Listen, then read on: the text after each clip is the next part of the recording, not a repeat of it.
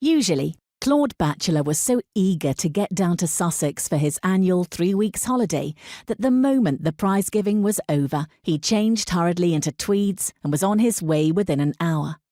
This year, for the first time, he had decided to take things more easily and go down the following day. Perhaps because at 50, he was feeling the strain of having consistently overworked since he came down from Cambridge. He was wearier than he could remember ever having been in his life.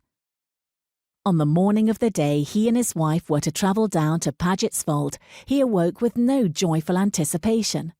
On the contrary, his mood was curiously oppressed.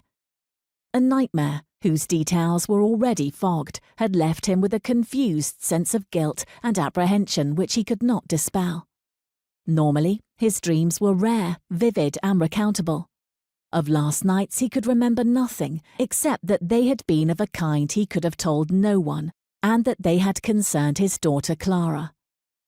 He had reason enough to be anxious about Clara. She had been married only a few months, and it was obvious that things were not going well. Archie Hughes Follett had begun to drink again, and he suspected they were getting into debt.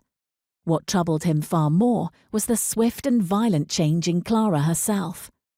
The last time he had seen her, there had been a defiance, even a coarseness in her looks and manner which had shocked him. Any real or fancied defect in his fiercely loved only child had always caused him such pain that his first reaction was to be angry with her. He had been so angry with her that day that, though several weeks had passed, he had felt none of his usual desire to placate her.